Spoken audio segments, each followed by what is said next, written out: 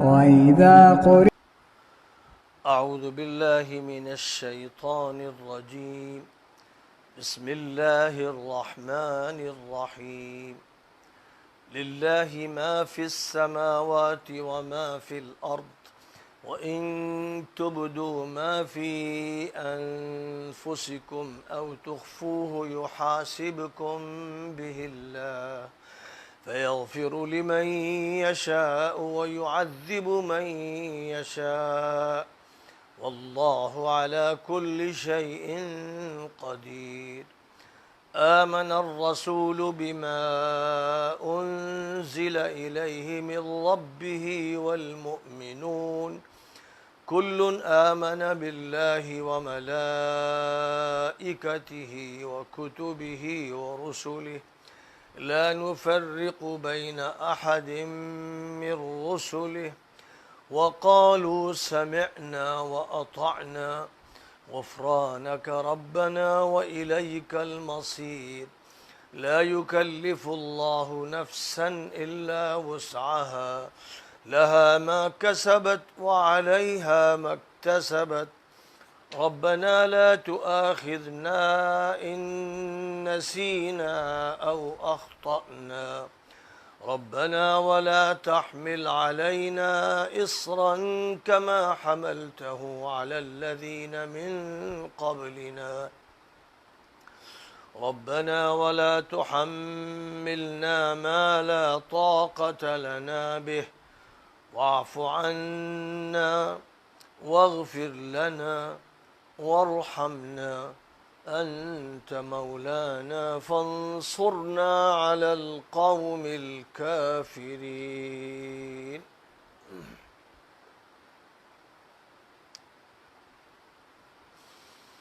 نظام الہی کا اقرار نامہ. آسمانوں اور زمین میں جو کچھ ہے اللہ کا ہے، اور تمہارے جی میں جو کچھ ہے اس کو ظاہر کرو یا چھپاؤ، اللہ اس کا محاسبہ تم سے کرے گا. پھر جن کو چاہے گا مغفرت سے نوازے گا اور جن کو چاہے گا سزا دے گا، اور اللہ ہر چیز پر قدرت رکھتا ہے. پیغمبر اس پر ایمان رکھتے ہیں جو ان کی طرف ان کے رب کے پاس سے نازل کیا گیا،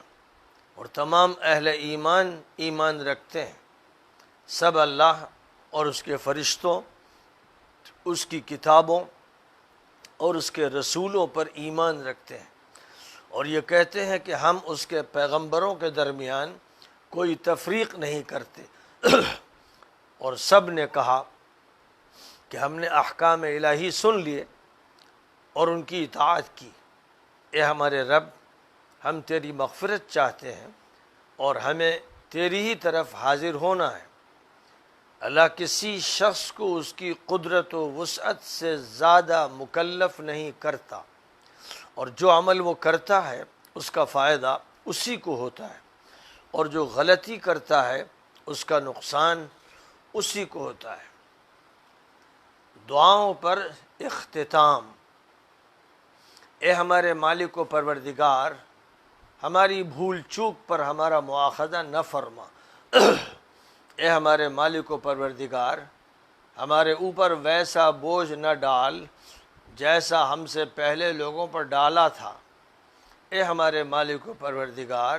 ہم پر ایسا بار مت ڈال جس کی ہم میں طاقت نہیں، اور ہمیں معاف فرما دے اور ہماری مغفرت فرما دے اور ہم پر رحم فرما. تو ہی ہمارا کارساز ہے، کافروں پر ہمیں فتح و نصرت عطا فرما. سورۃ البقرہ کی یہ آخری آیات ہے. آیت نمبر 284، 285، 286. یہ 3 آیات کریمہ ہیں جو اس پورے دستور کا اختتامیہ ہیں. اللہ تعالیٰ کی طرف سے سورۃ البقرہ کی شکل میں جو دستور اسلامی عطا فرمایا گیا ہے، جس میں عبادات کا، معاشرت کا، معاملات کا اور جہاد کا اور مالیات کا اور کسی قدر سیاست و حکومت کے نظام کا تذکرہ فرمایا گیا ہے اور ایک جامع دستور عطا فرمایا گیا ہے۔ اس دستور کا اختتام ایک عہد نامے پر، ایک اقرار نامے پر کیا جا رہا ہے، جیسے بغیر کسی تشبیہ کے کسی پارلیمنٹ میں حلف لیا جاتا ہے، وزیر اعظم حلف لیتا ہے، وزراء حلف لیتے ہیں، ممبران پارلیمنٹ حلف لیتے ہیں، ایسے ہی یہ حلف لینے کی ایک تقریب ہے۔ اللہ تعالیٰ کی طرف سے جو دستور دیا گیا ہے، اس دستور کے جو بنیادی نکات ہیں، ان کا معاہدہ کرنا ہے، ان نکات کا اقرار کرنا ہے۔ یہ نکات عطا کیے گئے ہیں، جن میں پہلی بات جو ارشاد فرمائی گئی، جو بنیادی عقیدہ ہے اور بنیادی فکر ہے، جس کے محور کے گرد اسلام گردش کر رہا ہے، اسلامی نظام کی چکی کا وہ مرکزی پوائنٹ ہے، وہ یہ ہے کہ اللہ مالک ہے، اللہ حاکم ہے، اللہ عالم الغیب والشہادہ ہے، اللہ پر کوئی بات مخفی نہیں ہے، اور اللہ ظاہر اور باطن دونوں پر نگاہ رکھتا ہے، اور اللہ کی طرف سے ظاہر پر بھی مواخذہ ہوتا ہے اور باطن پر بھی ہوتا ہے۔ ظاہر کا خیر ہو یا باطن کا خیر، اس پر اللہ کی طرف سے جزا مقرر ہے۔ ظاہر کا شر ہو یا باطن کا شر، اس پر اللہ کی طرف سے سزا مقرر ہے۔ معاف کرنے کے اختیارات بھی اللہ کے ہاتھ میں ہیں، صدر مملکت کے ہاتھ میں نہیں، وزیر اعظم کے ہاتھ میں نہیں، کسی عہدیدار کے ہاتھ میں نہیں۔ اسلامی نظام میں حاکمیت اللہ کے ساتھ مخصوص ہے، اور حاکمیت اس بنیاد پر ہے کہ مالکیت اللہ کی طے ہے، اور مالکیت بھی اس لیے ہے کہ خالقیت اللہ کی طے ہے، اور خالقیت اور مالکیت کی بنیاد پر معبودیت اللہ کی طے ہے۔ اللہ چونکہ خالق ہے اور اللہ چونکہ مالک ہے، اس لیے عبادت اللہ کی، پوجا اللہ کی، بندگی اللہ کی، تابعداری اللہ کی۔ اللہ کی مملکت میں، اللہ کی حکومت میں، اللہ کی حکمرانی کے تحت، اللہ کے قانون کے مطابق زندگی گزارنا ہے۔ تو پہلا جو پوائنٹ ہے وہ یہ ہے کہ آسمانوں میں، فضاؤں میں، زمین میں، اس کی تہوں میں جو کچھ ہے اللہ کا ہے۔ انسان کی حیثیت ایک ٹرسٹی کی ہے، ایک امین کی ہے، ایک ایسے شخص کی ہے جس کو امانت سونپی گئی ہے، اور اس امانت کے بارے میں اس سے سوال ہوگا، اس نے امانت کا حق کس طرح ادا کیا۔ جان امانت ہے، مال امانت ہے، وقت امانت ہے، صلاحیتیں امانت ہے، جو کچھ بھی انسان کے تصرف میں ہے امانت ہے۔ انسان مکمل با اختیار نہیں ہے، انسان اپنی اس دنیا کا بادشاہ نہیں ہے، انسان کے ہاتھ میں تصرفات نہیں ہیں، وہ پابند ہے، وہ بندہ ہے، وہ محتاج ہے۔ اس کی موت، اس کی حیات اس کے اللہ اور مالک کے قبضے میں ہے، اس لیے اس کو اللہ کی ماتحتی میں اور اللہ کی بندگی میں زندگی گزارنا ہے، اور اس کا اقرار کرنا ہے کہ یہ جو قانون دیا گیا ہے یہ صرف الفاظ کے مجموعے نہیں ہیں، یہ قانون کی صرف دفعات نہیں ہیں، یہ قانون کی باریکیاں صرف بیان نہیں کی گئی ہیں، یہ صرف احکامات اس لیے نہیں دیے گئے ہیں کہ بالائے طاق رکھ دیے جائیں اور یا پولیس کے ڈنڈوں کی بنیاد پر ان کا نفاذ عمل میں لایا جائے۔ کسی بیرونی طاقت کی وجہ سے جو عمل کیا جائے گا وہ اللہ کا نہیں ہے، وہ اللہ کے لیے نہیں ہے۔ اگر دباؤ میں، ڈر سے، خوف سے یا ریاکاری سے نماز پڑھی جائے گی تو وہ اللہ کے لیے نہیں ہے۔ زکوٰۃ اگر کسی دباؤ میں دی جا رہی ہے اور نیت اللہ کو راضی کرنے کی نہیں ہے تو وہ زکوٰۃ اللہ کے یہاں قابل قبول نہیں ہے۔ حج تجارت کے لیے کیا جا رہا ہے، سیاحت کے لیے کیا جا رہا ہے، ملازمت کے لیے کیا جا رہا ہے یا ریاکاری کے لیے کیا جا رہا ہے تو وہ حج اللہ کو منظور نہیں ہے۔ ظاہر ہے کہ جب یہ بڑی عبادات اللہ کو منظور نہیں ہیں، جب تک کہ خالصتاً لوجہ اللہ نہ ہوں، تو پھر معاملات ہوں، خاندانی زندگی ہو، لین دین ہو، انتظامی امور ہوں، تعلیم و تربیت کے مسائل ہوں، سیاست اور حکومت سے متعلق ایشوز ہوں، یہ سب کے سب اللہ سے وابستہ ہونے ضروری ہیں۔ اور اس کے لیے ضروری ہے کہ اقرار نامے میں پہلا پوائنٹ یہ ہو، جو حلف لیا جائے گا اسلامی پارلیمنٹ میں، جو حلف لیا جائے گا اللہ کی بندگی کے مطابق پارلیمنٹ میں یا مجلس شورا میں یا للہی اور ربانی نظام میں، تو اس حلف کا جو پہلا نقطہ ہوگا، جو پہلا پوائنٹ ہوگا، وہ پوائنٹ یہ ہوگا کہ للہ ما فی السماوات و ما فی الارض، جو کچھ بھی ہے زمین میں وہ اللہ کا ہے، جو کچھ ہے آسمان میں اللہ کا ہے، جو کچھ ہے فضا میں اللہ کا ہے، جو کچھ ہے بر و بحر میں اللہ کا ہے۔ ہمارے یہاں جب پارلیمنٹ میں حلف لیا جاتا ہے تو یہ کہا جاتا ہے کہ ایشور کے نام پر ہم حلف لے رہے ہیں اور دستور کے مطابق ہم اس حلف کو لے رہے ہیں اور ہم دستور کی حفاظت کریں گے اور دستور کے اندر جو باتیں بھی کہی گئی ہیں ان کی پابندی کریں گے، ہم ان کی خلاف ورزی نہیں کریں گے۔ یہ عہد ہوتا ہے، یہ وہ حلف ہوتا ہے جس حلف کی بنیاد پر پارلیمنٹ شروع ہوتی ہے، اور اگر کوئی اس حلف کو لینے کے لیے تیار نہ ہو تو اس کی ممبرشپ ساقط کر دی جاتی ہے۔ ہر شخص کو پابند ہونا پڑتا ہے کہ جو بھی کانسٹیٹیوشن بنایا گیا ہے، ملک کا دستور بنایا گیا ہے، اس کو قبول کرنا ہے، اس کا اقرار کرنا ہے، یعنی لاکھوں کروڑوں انسان اس کو دیکھیں، ورنہ کم از کم جو قوم کے نمائندے پارلیمنٹ میں پہنچے ہیں ان کے سامنے یہ بات ہو کہ ہر شخص نے اقرار کیا تھا۔ تو صرف دو گواہ نے، عام معاملات میں دو گواہ کافی ہوتے ہیں، لیکن یہاں جتنے بھی شورا کے لوگ ہیں، یہ جتنے بھی پارلیمنٹیرینز ہیں، یہ جتنے بھی عوام کے منتخب کردہ لوگ آئے ہیں، وہ 500 ہوں یا 550 ہوں یا کم ہوں یا بیش ہوں، وہ سب گواہ ہوتے ہیں۔ تو اس سے بڑی گواہی کون سی ہو سکتی ہے جو لی جاتی ہے؟ اب یہاں پر یہ جو گواہی لی جا رہی ہے یہ پوری امت کے سامنے لی جا رہی ہے۔ جو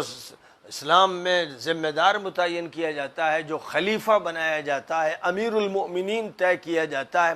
وہ پوری امت کے سامنے گویا اس بات کی گواہی دیتا ہے قرآن کے الفاظ میں کہ میرا کچھ نہیں ہے، میں فقیر ہوں، میں غریب ہوں، میں بندہ ہوں، میں محتاج ہوں، میں صدر مملکت ہوں۔ اس کا مطلب یہ نہیں ہے کہ تمہاری گردنیں میرے ہاتھ میں ہیں اور میں تمہارے مال کا متولی ہوں، اس معنی میں ہوں کہ قابض ہوں۔ میں اللہ کے ماتحت ہوں، میں اللہ کی مالکیت اور حاکمیت کو تسلیم کرتا ہوں۔ نمبر 2 یہ کہ آپ کے صرف ظاہر سے ہی معاملے کا تعلق نہیں ہے، دنیا کے عام قوانین کا تعلق ظاہر سے ہوتا ہے، کیونکہ جو انسان اس قانون کے ذمہ دار ہوتے ہیں، چاہے وہ وزیر اعظم اور صدر مملکت ہوں، چاہے وہ چیف جسٹس ہوں یا وہ جسٹس ہوں، ان عہدوں پر ہوں، وہ عالم الغیب نہیں ہوتے، انہیں معلوم نہیں ہوتا ہے کہ جو شخص بھی ان کے سامنے اس کے دل میں کیا ہے، جس کا بھی کیس ہے اس کے دل میں کیا ہے۔ جو حلف لے رہا ہے وہ جھوٹا حلف لے رہا ہے یا سچا، زبان سے وہ جو کہہ رہا ہے اسی اقرار کو مانا جاتا ہے، کیونکہ اس کے دل کے اندر کیا بات ہے۔ ظاہر ہے کہ آج کی دنیا میں تو صورتحال یہ ہوتی ہے کہ جو پارلیمنٹ میں حلف لیا جاتا ہے وہ ایک دکھاوا ہوتا ہے، ایک نمائش ہوتی ہے، ایک ڈرامہ ہوتا ہے، ایک مظاہرہ ہوتا ہے، اس لیے کہ جو لوگ یہ حلف لیتے ہیں کہ وہ دستور کے مطابق کام کریں گے، وہ اپنی زندگی میں دستور کی خلاف ورزی کرتے ہیں، وہ اپنی حکومت میں دستور کی خلاف ورزی کرتے ہیں، وہ لوگوں کے حقوق مار لیتے ہیں، وہ ظلم کرتے ہیں، وہ زیادتیاں کرتے ہیں، وہ خود اپنے دائرے میں دستور کو توڑتے رہتے ہیں اور دوسروں پر دستور کے حوالے سے قانون نافذ کرتے ہیں، ان سے مطالبہ کرتے ہیں کہ وہ دستور پر عمل کریں، لیکن وہ بھی صرف ڈنڈے کے زور پر ہوتا ہے، طاقت کے بلبوتے پر ہوتا ہے، سزاؤں کا ڈر دلا کر ہوتا ہے، کیونکہ وہ صرف ظاہر کے مالک ہوتے ہیں۔ لیکن یہاں اللہ کے قانون میں یہ بات فرمائی جاتی ہے کہ معاملہ جو ہو رہا ہے اللہ سے ہو رہا ہے، جو خالق بھی ہے، مالک بھی ہے، حاکم بھی ہے، اور اسی کے ساتھ ساتھ وہ غیب کے بارے میں بھی جانتا ہے، جو تمہارے دلوں کے بھیدوں سے واقف ہے، جو تمہارے باطن سے واقف ہے، جو تمہارے اندرون سے واقف ہے، جو تمہاری نیتوں سے واقف ہے۔ اس لیے یہ مت سمجھنا کہ اسلامی مملکت میں معاملہ صرف ظاہر سے ہوگا، تمہیں یوں سمجھنا چاہیے کہ اللہ کی مملکت کے ایک باشندے ہو تم،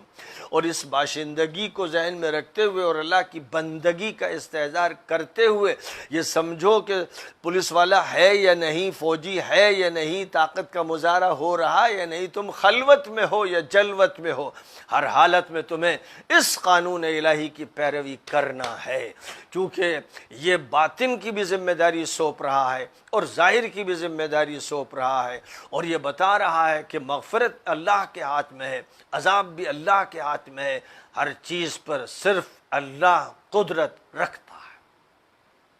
یہ پہلا پوائنٹ ہے۔ اب اس کے بعد دوسرا پوائنٹ یہ ہے کہ اس بات کا اظہار کرنا ہے کہ جس دستور کو ہم نے تسلیم کیا ہے اس دستور پر جو عقیدہ، جو نظریہ حاکم ہے، وہ نظریہ یہ ہے کہ اللہ کی وحدانیت کو اور اس کی صفات کو اور اس کے اسماء حسنہ کو اور اس کے فرشتوں کو اور اس کی کتابوں کو اور اس کے رسولوں کو سب کو تسلیم کرنا ہے، اور اس طرح تسلیم کرنا ہے کہ تمام فرشتوں کو، جبرائیل کو یا میکائیل کو یا عزرائیل کو یا اسرافیل کو مستثنی نہیں کرنا ہے، جیسے یہودی مجرموں نے کیا کہ وہ حضرت جبرائیل سے دشمنی کرتے تھے۔ اسی سورہ بقرہ میں بیان کیا گیا کہ اتنے نکمے، ایسے نالائق، ایسے بدقسمت تھے کہ فرشتوں میں تفریق کرتے تھے، اور پیغمبروں میں جو تفریق اور اللہ کی کتابوں میں جو تفریق، وہ تو ظاہر و باہر ہے کہ جو تورات کو مانتے تھے انہوں نے انجیل کو نہیں مانا، انہوں نے زبور کو نہیں مانا، اور قرآن کو تو ماننے کے لیے وہ تیار ہی نہیں ہوئے، اور جنہوں نے انجیل کو مانا انہوں نے تورات میں کٹوتی کی اور قرآن کو نہیں مانا۔ تو صورتحال دنیا میں یہ رہی کہ ایک کتاب کو ماننے والے دوسری کتاب کو نہیں مان رہے تھے، ایک نبی کو ماننے والے دوسرے نبی کا انکار کر رہے تھے، اور اللہ تعالیٰ نے یہی عہد لیا، پیغمبروں سے بھی یہی عہد لیا کہ تم جس وقت پیغمبری کا فریضہ انجام دو، کوئی دوسرا نبی یا پیغمبر تمہارے ہی دور میں سامنے آئے تو تم اس کی مدد کرو گے، اور یہ جو پیغمبروں سے عہد لیا گیا یہی علماء سے لیا گیا کہ ہر عالم دوسرے عالم کے لیے مددگار ہو، اس کی نصرت کرے، اس کا حق تسلیم کرے، اس کا اعتراف کرے، جو صاحب حق ہے اس کے حق کو مانا جائے، اس کو تسلیم کیا جائے۔ تو اب یہاں پر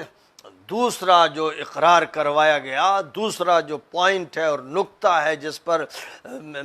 حلف لیا گیا، وہ یہ ہے کہ سب سے پہلے تو پیغمبر جو اللہ کے نمائندہ ہیں، اللہ کی طرف سے خلیفہ ہیں، امیر المؤمنین والمسلمین ہیں، مسلمانوں کے حاکم بھی ہیں اور مسلمانوں کے بزرگ بھی ہیں، یہ ساری حیثیتیں ہیں، ان پر بھی ذمہ داری ڈالی گئی ہے کہ وہ بھی حلف لیں۔ یہ ذمہ داری صرف عوام پر نہیں ہے کہ نبی کے جو امتی ہیں وہ تو حلف لیں اور نبی اس سے مافوق ہیں، اس سے مبرہ ہیں، ایسا کہیں وہم نہ ہو۔ اس لیے فرمایا آمن الرسول بما انزل الیہ من ربہ والمؤمنون، پیغمبر بھی ایمان لائے اور ایمان والے ایمان لائے، یعنی پیغمبر اور پوری امت کو شامل کیا گیا، اور ایک ساتھ دونوں کے اقرار کا تذکرہ کیا گیا کہ حلف جو ہے جس طرح صدر مملکت کو بھی لینا ہے، وزیر اعظم کو بھی لینا ہے، اسی طرح پوری امت اسلام کے جو سربراہ اعظم ہیں، پیغمبر اعظم ہیں اور خاتم النبیین ہیں، یعنی حضرت محمد مصطفیٰ صلی اللہ علیہ وسلم، وہ بھی اقرار کر رہے ہیں کہ جو کچھ بھی اللہ نے اتارا، جو قانون دیا ہے، جو دستور دیا ہے، اس کی جو دفعات دی ہیں، میں انہیں مانتا ہوں۔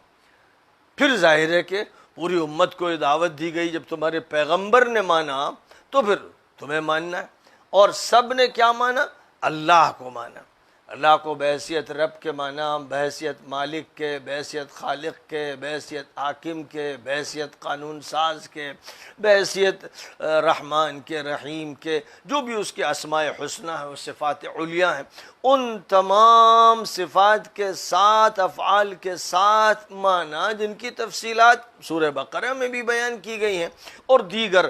صورتوں میں بھی بیان کی گئی ہیں۔ یہاں مجملاً حلف لیا جا رہا ہے، ظاہر ہے کہ حلف کا وقت 1 منٹ کا 2 منٹ کا ہوتا ہے، اس وقت کوئی لمبی تقریر تو ہوتی نہیں ہے کہ ہر آدمی پوری کتاب کو پھر سے دہرائے اور اس کے بعد حلف میں اس پوری کتاب کی تلاوت کرے۔ اگر ایسا کوئی حلفیہ بیان لیا جائے گا تو دن اور رات اور کئی دن اور کئی ہفتے گزر جائیں گے۔ لہذا یہاں صرف مجمل طور پر سب کے سب اللہ پر ایمان لائے، اقرار کریں اس کا، فرشتوں کو مانا، اللہ کی تمام کتابوں کو مانا کہ وہ کتابیں برحق تھیں اور برحق نازل فرمائی گئیں، اور پھر اس کو مانا کہ قرآن خود یہ کہتا ہے کہ لوگوں نے تورات میں رد و بدل کیا، زبور کو بدل دیا، انجیل کو بدل دیا، جس کے بارے میں یہ دستور یہ بتا رہا ہے کہ ان کتابوں میں تحریفات کی گئی، تو اس کو بھی ماننا ضروری ہے کہ وہ کتابیں برحق تھیں لیکن انسانوں نے ان میں تحریفات کی ہیں۔ اور پھر تمام رسولوں کو مانا۔ اب رسولوں کی جو شکل پیش کی گئی ہے وہ ظلم و زیادتی ہے، جہاں صحیح شکل کو تبدیل کر دیا گیا کہ جس نے حضرت عزیر کے بارے میں یہ کہہ دیا کہ وہ اللہ کے بیٹے تھے، یا عیسیٰ کے بارے میں کہہ دیا کہ وہ اللہ کے بیٹے تھے، یا اللہ کی خدائی میں اس کی الوہیت میں وہ شریک ہو گئے تھے، یا وہ اللہ کے صفت کلام کے ترجمان اور نمائندہ تھے، جس نے بھی کوئی بات ایسی کہی جو قل هو اللہ احد اللہ الصمد لم یلد ولم یولد ولم یکن لہ کفوا احد کے خلاف ہو، جو آیت الکرسی کے خلاف ہو، جس کا سبق گزر چکا ہے، جو بھی کسی پیغمبر کے بارے میں ایسی بات کہے گا یا کسی بھی انسان یا کسی بھی وجود کے بارے میں اللہ کی صفات میں شرکت قرار دے گا، وہ مشرک ہوگا، پھر وہ مومن اور مسلمان نہیں رہے گا۔ اس لیے پیغمبروں کا جو تعارف اللہ نے کرایا ہے اسی تعارف کو بنیاد بناتے ہوئے ان کو تسلیم کرنا ہے، اور ان میں نبوت اور رسالت کے نقطے میں کوئی تفریق نہیں کرنا ہے۔ نبی ہونے کی حیثیت سے، رسول ہونے کی حیثیت سے، جو رسول تھے وہ سب برابر، جو نبی تھے وہ سب برابر۔ یہ اس پہلو سے جیسے انسان برابر، جیسے کسی مدرسے کے طالب علم برابر اور استاد برابر ہونے کا مطلب یہ نہیں کہ سب کا علم برابر، سب کی صلاحیت برابر، سب کی حیثیت برابر، ان کی وہ ایک مشترک حیثیت ہے جس میں برابری کا ذکر فرمایا گیا۔ لیکن انسان میں کتنا تفاوت ہوتا ہے، طالب علم میں کتنا فرق ہوتا ہے، اور استاد میں کتنے درجات کا فرق ہوتا ہے، وہ اپنی جگہ تسلیم کیا جائے گا۔ اس کو بھی اس سورہ میں بیان کر دیا گیا، تِلْكَ الرُّسُلُ فَضَّلْنَا بَعْضَهُمْ عَلَى بَعْضٍ۔ یہ بات بھی گزر چکی ہے کہ رسولوں میں ہم نے فرق رکھا ہے، یعنی فضیلت کے اعتبار سے کسی کو بہت فضیلت دی ہے، کسی کو کچھ کم، کسی کو کچھ بیش، تو ان کی نبوت میں، ان کی رسالت میں کوئی فرق نہیں، اس حیثیت سے وہ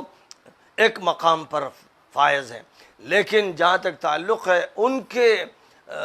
مقامات کا اور ان کی خصوصیات کا اور ان کے کمالات کا، ان میں فرق ہے جس کو اللہ تعالیٰ نے واضح فرما دیا ہے۔ اور پھر اس کے بعد اب تیسرا پوائنٹ یہ ہے جس کا اقرار کرنا ہے، حلف لیتے ہوئے اس کا اظہار کرنا ہے، سمعنا وأطعنا، سمعنا وأطعنا، ہم نے دستور سن لیا، ہم اس سے واقف ہو گئے، ہم نے اس کا مطالعہ کر لیا، ہم نے اس کو پڑھا ہے۔ اسی لیے جو دستور کو نہ پڑھے وہ پارلیمنٹیرین نہیں بن سکتا ہے، وہ وزیر نہیں بن سکتا ہے۔ اگر جاہل ہو، لٹ ہو، دیہاتی ہو، کلڑ ہو، مگھا ہو، اور اس کے اندر علمی صلاحیت نہ ہو، تو اس کو یہ حق نہیں ہے کہ وہ پارلیمنٹ کا ممبر بنے۔ اور جو آج صورتحال ہے ڈیموکریسی کے نام پر ڈنگروں کو جس طرح سے ممبر بنا دیا جاتا ہے، ایک سے ایک حیوان، ایک سے ایک درندے، ایک سے ایک سانپ بچھو نمائندہ بنا دیے جاتے ہیں، ظاہر ہے کہ یہ عوام کی آخری درجے کی ذلت ہے، ان کی کمتری ہے، ان کے اپنے اندر کی حقارت ہے کہ وہ ایسے لوگوں کو منتخب کرتے ہیں جن پر عدالتوں میں کیس چل رہے ہیں، قتل کے کیس چل رہے ہیں، ڈکیتی کے چل رہے ہیں، اور بڑے بڑے غبن کے کیس چل رہے ہیں، وہ ان کو ممبر پارلیمنٹ بناتے ہیں۔ ظاہر ہے کہ کما تکونوا یولی علیکم، اسی کے بارے میں فرمایا گیا کہ جیسے تم ہوگے ویسے تمہارے حاکم ہوں گے، کیونکہ تمہارا حاکم تمہارے اندر سے تو نکل رہا ہے، دودھ سے ہی تو گھی تیار ہو رہا ہے، دودھ سے ہی تو مکھن تیار ہو رہا ہے، دودھ اگر سوا ہوا ہے، دودھ کے اندر خرابی ہے تو مکھن خراب ہوگا۔ تو کیونکہ عوام میں بگاڑ ہے، اور وہ روتے ہیں بعد میں کہ ہمارا نمائندہ یوں کر رہا ہے اور فلاں وزیر یوں کر رہا ہے۔ ان کو چاہیے کہ وہ اپنے اوپر ماتم کریں، اپنی عقلوں کو اپنے دماغ سے نکال کے پھینک دیں، اپنے سر دیواروں سے ٹکرائیں اور اپنے کو کوسیں کہ تم نے ہی منتخب کیا تھا ان کو جن کو آج تم مجرم کہتے ہو۔ اس لیے فرمایا گیا کہ واقف ہو جانا چاہیے، سمعنا وہی شخص کہے گا جس نے سنا ہو۔ ہم نے سن لیا، پڑھ لیا یا سن لیا، ظاہر ہے کہ خطاب ہو رہا ہے اللہ کی طرف سے، اس لیے سننے کی بات کہی گئی، خطاب ہو رہا ہے نبی کی طرف سے، اس لیے سننے کی بات کہی گئی۔ اور وہ لوگ اکثر امی تھے، ان پڑھ تھے، لہذا ان کو پڑھنے کی صلاحیت حاصل نہیں تھی، لیکن سن سکتے تھے، جان سکتے تھے، سمجھ سکتے تھے، کانوں سے سن کر بات سمجھ رہے تھے۔ اس لیے جو الفاظ یہاں پر حلفیہ بیان میں منتخب کیے گئے، وہ سمعنا سنا ہم نے، وہ اطعنا مانا، ہم تسلیم کرتے ہیں، ہم اقرار کرتے ہیں کہ ہم اس دستور کو مانیں گے، اس کی فرما برداری کریں گے، اس پر عمل کریں گے، کوتاہیوں پر اللہ سے معافی مانگیں گے، غفرانک، اور یہ یقین رکھتے ہیں ہم کہ اسی دنیا میں نہیں رہیں گے، یہیں کھا پی کے ختم نہیں ہو جائیں گے، اور یہاں کا جو کچھ بھی عمل ہے اس کے بارے میں پوچھ گچھ ہوگی، ہمیں معلوم ہے کہ ہمیں اللہ کے حضور جانا ہے۔ یہ اقرار کرتے ہوئے اظہار کرنا ہے کہ ہمارا ایمان صرف اس دنیا پر نہیں ہے، ہم آخرت کو مانتے ہیں، یہ دنیا امتحان کے لیے، یہ دنیا ایک جائزے کے لیے، یہ دنیا صرف ایک تجزیے کے لیے، یہ دنیا ایک موقع فراہم کرنے کے لیے، اور اسی موقع کے نتائج کی بنیاد پر فیصلے صادر ہوں گے۔ اس لیے جس وقت یہ بیان لیا جا رہا ہے حلفیہ کہ ہم نے سن لیا اور ہم نے مان لیا، تو ساتھ ہی ساتھ یہ بات بھی کہ ماننے میں کوتاہیاں ہوتی ہیں، بھول چوک ہوتی ہے، اس لیے غفرانک، اے اللہ بس اب تو معاف فرما، مغفرت فرما، جہاں بھی کوتاہی ہو جائے اس کو معاف کر دے۔ ہمیں یہ یقین ہے کہ بہرحال تیرے حضور حاضر ہونا ہے اور جزا و سزا کے فیصلے ہونے ہیں، اسی لیے مغفرت کے ہم طلبگار ہیں۔ جس آدمی کے دماغ میں آخرت نہیں ہوتی ہے وہ تو بھیڑیا ہوتا ہے، وہ تو درندہ ہوتا ہے، اس کا تو حال یہ ہے کہ اپنی خواہشات کی بنیاد پر جو چیز بھی چاہتا ہے گھسیٹنا چاہتا ہے۔ اس کا دماغ چونکہ خالی ہے اس سے کہ کوئی اور بھی جگہ ہے جہاں جانا ہے، موت کے بعد اٹھنا ہے، یہ بات اس کے ذہن میں نہیں ہوتی، تو اس لیے وہ ایک مجرم قسم کا انسان ہوتا ہے، مادہ پرست، دنیا پرست، اور اس کے اندر کی جو خواہشات ہیں ان کے شعلے بھڑکتے رہتے ہیں۔ اس کو بیان کرنے کے بعد پھر اللہ تعالیٰ کی طرف سے اسی حلفیہ بیان میں ایک بات واضح فرما دی گئی، اور جو دستور کا خلاصہ ہے، دستور کی بنیاد ہے، اور جس عمل اور جس امتحان کی دعوت دی گئی ہے، اس عمل اور امتحان میں کس طرح اللہ کی طرف سے عدل کا معاملہ کیا جا رہا ہے، اس سلسلے میں یہ فرما دیا گیا لا یکلف اللہ نفسا الا وسعها۔ یہ پورا قانون، یہ پورا دستور اور اس کی تشریح جو حضور کے جو اللہ کے نبی حضرت محمد صلی اللہ علیہ وسلم نے فرمائی ہے، اس پورے قانون میں یہ اصول کار فرما ہے کہ انسان کی استطاعت سے اوپر کوئی مطالبہ نہیں کیا جاتا۔ جہاں انسان کی استطاعت ختم ہو جاتی ہے وہاں حکم ختم ہو جاتا ہے، یا حکم بدل دیا جاتا ہے۔ اگر کسی کے اندر استطاعت کھڑے ہو کر نماز پڑھنے کی نہیں ہے تو پھر حکم بدل دیا جاتا ہے، تخفیف کر دی جاتی ہے، اور یہ کہا جاتا ہے کہ وہ بیٹھ کر پڑھ لے۔ اگر بیٹھ کر بھی اس کے اندر پڑھنے کی صلاحیت نہیں ہے تو پھر یہ اجازت دی جاتی ہے کہ وہ لیٹے لیٹے پڑھ لے۔ اگر روزہ رکھنے کی کسی میں صلاحیت نہیں ہوتی ہے تو روزہ اس سے معاف ہو جاتا ہے، یا اگر محدود طور پر ایسا ہوتا ہے تو اس کی قضا اس کے ذمے کی جاتی ہے۔ اگر کسی کے پاس مال ہے ہی نہیں کہ وہ زکوٰۃ ادا کرے تو اس پر زکوٰۃ فرض ہی نہیں ہوتی ہے۔ اگر کسی کے پاس اتنا مال نہیں ہے کہ وہ حج کر سکے تو اس پر حج لازم ہی نہیں ہوتا ہے، اس پر حج لازم ہی نہیں ہوتا ہے۔ تو غرض کہ یہ بنیادی اصول ہے کہ ایسا نہیں ہے کہ یہ استبدادی نظام ہو اور یہ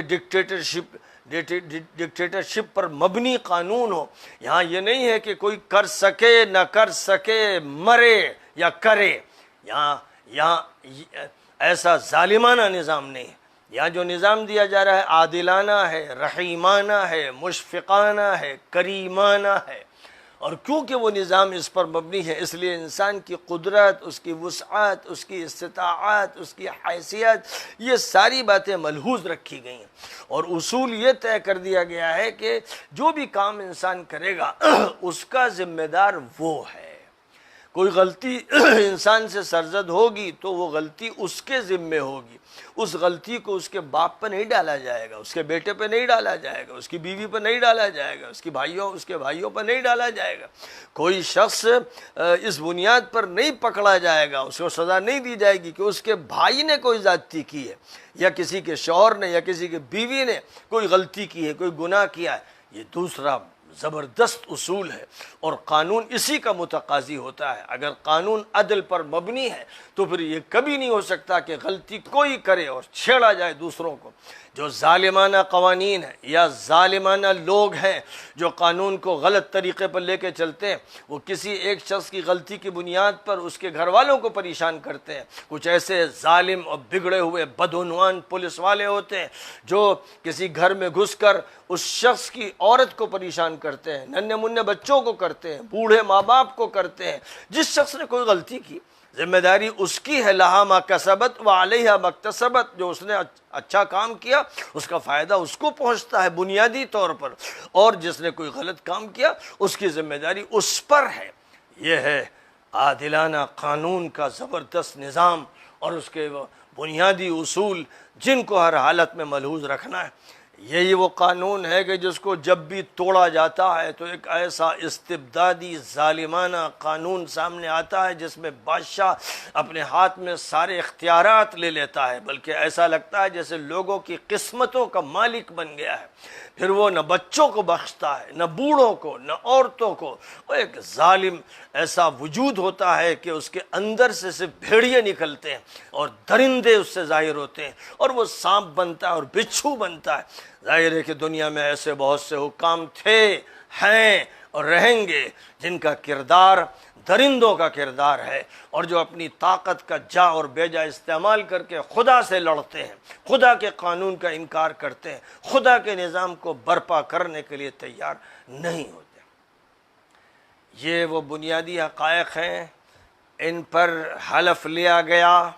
قانون دیا گیا ایک تفصیل کے ساتھ، جس کی بعد میں پھر توضیحات ہوں گی۔ لاز ہوتے ہیں، پھر بائی لاز ہوتے ہیں، کانسٹیٹیوشن ہوتا ہے، اور پھر قوانین اور اس کی دفعات ہوتی ہیں۔ ایسی دوسری صورتوں میں بہت سی تفصیلات آتی رہیں گی، لیکن بنیادی قانون کا یہ ڈھانچہ ہے جو اس سورہ کے ذریعے عطا فرمایا گیا۔ اب اس کے بعد مجلس کا اختتام دعا پر ہونا چاہیے۔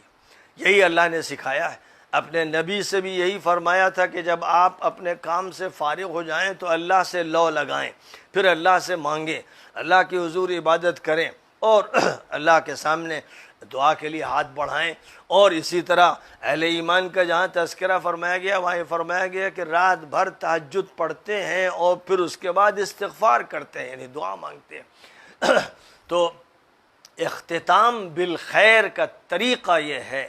کہ جس طرح اللہ کے ساتھ وابستگی سے آغاز ہو، ویسے اللہ کے ساتھ مکمل وابستگی پر انجام ہو، اور اختتام بالخیر ہو۔ اور اس اختتام بالخیر کے لیے اس سے بہتر کوئی شکل نہیں ہے کہ اللہ سے لو لگائی جائے، دعا مانگی جائے، کیونکہ دعا کو اللہ تعالیٰ نے ایسا مقام عطا فرمایا ہے کہ فرمایا گیا لا يرد القضاء الا الدعاء، یعنی تقدیر کے فیصلوں کو بھی دعا بدلوا دیتی ہے۔ اس لیے دعا پر اختتام جب کروایا گیا تو پھر اللہ ہی کی طرف سے سکھایا گیا کہ یوں مانگو، یہ کہو کہ اللہ ہم بھول جائیں،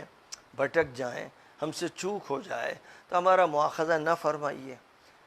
یہ اللہ کی طرف سے جب تلقین ہے تو اس کا مطلب اللہ کی طرف سے یہ پہلے سے مقبول ہے کہ اگر ان الفاظ میں دعا کرو گے اور دعا کی جو شرائط ہیں وہ پوری کرو گے تو یہ دعا منظور ہوگی، کیونکہ سرکار کی طرف سے دی گئی ہے، یہ تجویز کردہ ہے۔ اور اسی طرح یہ کہو تم لوگ اب آخری امت ہو اور تمہارا جو دور ہے اب وہ اس طاقت اور قوت کا نہیں ہے، نہ ویسے جسم رہے نہ ویسی طاقت رہی، اس لیے تم کو اپنی دعا میں یہ بھی کہنا چاہیے۔ اللہ تلقین کر رہا ہے کہ اللہ جس طرح ماضی میں لوگوں پر سخت احکام عائد کیے گئے، ہمیں ایسے احکام سے محفوظ فرما، ہمیں ایسے سخت احکام نہ دیے جائیں جو ہماری برداشت سے باہر ہوں، اور ہماری قدرت کم ہے، ہم کمزور ہیں، آخری دور کے لوگ ہیں، تو ہمارے ساتھ سہولت اور آسانی کا معاملہ فرما۔ اور اسی طرح اسی کی مزید توضیح کرتے ہوئے یہ فرمایا گیا کہ جس کی ہمارے اندر استطاعت نہیں ہے، طاقت نہیں ہے، ہماری قدرت میں جو بات نہیں ہے، اللہ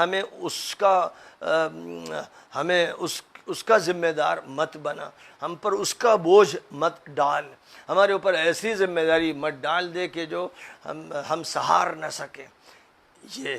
تو پہلی دعا یہ کہ ہمارا بھول چوک میں مواخذہ نہ ہو، دوسری دعا یہ کہ ماضی میں جو سخت احکام دیے گئے وہ ہم پر عائد نہ کیے جائیں، تیسری دعا یہ کہ ہمارے بس میں اور ہماری سکت میں جو چیزیں نہ ہوں ان کا ہمیں ذمہ دار نہ بنایا جائے، ان کا بوجھ ہم پر نہ ڈالا جائے، چوتھی دعا یہ ہے کہ جو بھی ہم سے غلطیاں ہو گئیں انہیں معاف کر دیا جائے، یعنی انہیں مٹا دیا جائے، حرف غلط کی طرح ختم کر دیا جائے، وہ فاعل ہی ختم کر دی جائے۔ اور پانچویں دعا وغفر لنا، یعنی ہماری ایسی مغفرت ہو کہ ہماری غلطیوں کو، کوتاہیوں کو ڈھانپ دیا جائے، چھپا دیا جائے، ستاری فرما دی جائے، اور ان پر مواخذہ نہ ہو، ان کا حساب نہ ہو، وہ اگر ہیں بھی فائلیں موجود ہیں تو انہیں چھپا دیجئے، اپنے کرم سے ان کو ظاہر نہ فرمائیے۔ اور چھٹی دعا یہ ہے کہ ہم پر رحمت کی بارش فرما دیجئے، انعام فرما دیجئے، اپنی نعمتوں سے ہم کو نواز دیجئے، اپنی جنت عطا فرما دیجئے، محشر آسان فرما دیجئے، دنیا ہمارے لیے راحت کی بنا دیجئے۔ اور پھر اس کے بعد آخری بات یہ ہے کہ آپ ہی اصل ولی ہیں، اصل گارجین ہیں، اصل ذمہ دار ہیں، آپ ہی پروردگار ہیں، آپ ہی مالک ہیں۔ دنیا میں مجازی طور پر باپ ہے اور بیٹے ہیں اور رشتہ دار ہیں اور اہل تعلق ہیں، لیکن یہ سب مجازی ہیں، سب مٹنے والے ہیں، اور باقی اور غیر فانی اگر ہیں تو صرف آپ ہیں۔ اس لیے آپ ہیں جو اصل ولی اور اصل متولی اور اصل مربی ہیں۔ اس کا اقرار کرتے ہوئے اب ظاہر ہے کہ یہ دستور دیا گیا ہے امت مسلمہ کو، یہ دستور دیا گیا ہے ان لوگوں کو جن کی تربیت آخری نبی نے فرمائی ہے کہ اب وہ آخری دور کی ذمہ داریوں کو سنبھالیں گے، اور یہ ان کو بتا دیا گیا ہے کہ عالمی نظام وہ برپا کریں گے، اور ان کے مقابلے میں کافر طاقتیں ہوں گی جو انکار کریں گے اس قانون کا، نبی کا، اللہ کی کتاب کا۔ تو پھر اب ان کو یہ چاہیے کہ وہ آخری دعا یہ مانگیں کہ انصرنا علی القوم الکافرین، اے اللہ جو ان بلیورز ہیں، نہیں مانتے ہیں، منکر ہیں، تسلیم نہیں کر رہے ہیں، حق کو چھپا رہے ہیں، حق کو ڈھک رہے ہیں یا حق کے منکر ہیں، اے اللہ ان پر ہم کو فتح عطا فرمائی، ہمیں نصرت سے نواز دیجیے۔ ظاہر ہے کہ اللہ تعالیٰ ہی ہے جو فتح عطا فرماتا ہے، اگر اس کا فیصلہ نہ ہو تو سارے اسباب ڈھیر ہو جاتے ہیں اور فتح نہیں ہوتی، اس کا فیصلہ ہو تو کتنی کم اسباب ہوں فتح ہوتی۔ جنگ بدر میں اسباب کم تھے، تعداد کم تھی، فتح ہوئی۔ جنگ حنین میں تعداد زیادہ تھی، اسباب زیادہ تھے، شکست ہوئی۔ پھر بعد میں اس شکست کا مزہ چکھا کر اللہ تعالیٰ نے فتح سے نواز دیا۔ تو اس طرح سے بڑی جامع ترین اور مختصر ترین دعاؤں پر مجلس کا اختتام ہو رہا ہے، اور یہ وہ اسلامی مملکت کی پارلیمنٹیرین مجلس ہے جو اللہ کی طرف سے منعقد کی جا رہی ہے، اور جس کا انعقاد اللہ کے آخری نبی کی صدارت میں ہو رہا ہے، اور اقرار سب سے پہلے انہوں نے کیا، اور اس کے بعد امت کے نمائندوں سے یہ اقرار لیا گیا، پھر امت کے ہر فرد سے اس اقرار کو لیا گیا، اور ساتھ ہی ساتھ اصول اس قانون کے اور ضوابط بتا دیے گئے، اور دعاؤں پر اختتام فرما دیا گیا۔ وآخر دعوانا ان الحمد للہ رب العالمین۔